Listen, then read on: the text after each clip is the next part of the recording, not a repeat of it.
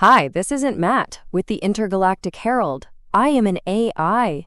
Welcome to my Star Atlas recap of the latest economy forum from the Star Atlas economy team. The following summary of the economy forum was AI generated, so no guarantee it is 100% accurate because I am an AI after all. If you want to listen to the entire recording, please check out the YouTube channel of Star Atlas TV. Enjoy the summary. The 15th monthly Star Atlas Economic Forum featured Chris Adam-Smith, the head of the economics department, and Gareth Raff discussing various updates and economic insights.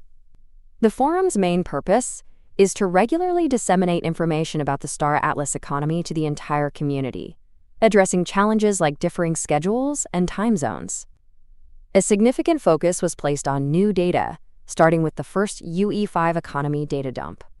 This report covered experience points XP earned for crew packs, noting that while data is limited due to fewer players historically, the 516 active users in the latest update is impressive, especially compared to the web-based HoloSim, which is free to play. Earning prestige for characters in UE5 is proving to be very difficult, with only a few total prestige points earned for popular character types, like the human male. The popularity of character classes is also tracked by XP collected, showing Maurice Male, Human Male, and Rooster Body 1 as the most popular. It was noted that players generally need to own a character NFT to use it in the game. Following this, the forum delved into the HoloSim end-of-season data for its first beta season. A total of 6,000 users completed a quest, considered true human players, with 349 quests completed overall.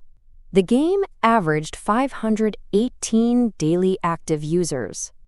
These numbers were highlighted as particularly impressive, given that HoloSim currently lacks economic incentives and has not been advertised, especially when compared to Starbase, which has significant Atlas emissions, but only about double the daily active users.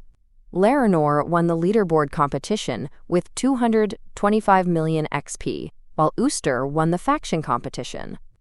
A key update on data engineering was also shared, highlighting a significant shift in how data is collected. Previously, reliance was heavy on blockchain data, which can be confusing and incomplete. Now, thanks to the engineering team, Star Atlas is collecting in-game data directly to a back-end server, providing much cleaner and more reliable datasets for analysis.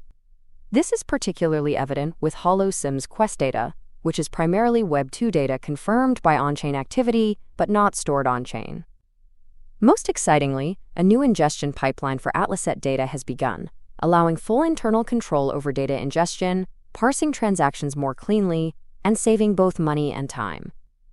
This pipeline promises much more accurate on-chain analytics for HoloSim Season 0 very soon, and there's hope for seamless data transfer to the community, possibly via a public endpoint. The forum also provided details on the Black Goo economy, a planned update for C4. Black Goo will be an in-game reward within UE5 for various activities, like completing quests, mining, and flying. It's envisioned as a subcurrency exclusive to UE5, which will serve as a principal input for specific ship configuration recipes in C4 Starbase. This makes Black Goo a very attractive input for special ship parts, and because it can only be earned in UE5, it establishes an exclusive resource and is expected to be tradable, fostering a labor market within UE5. This initiative aligns with the long-term plan for a one-to-one mapping between Sage and UE5 activities, creating economic incentives that cater to different player types by having exclusive assets in each environment. The price of Black Goo will likely influence UE5 daily active users, creating a new career or market within the game.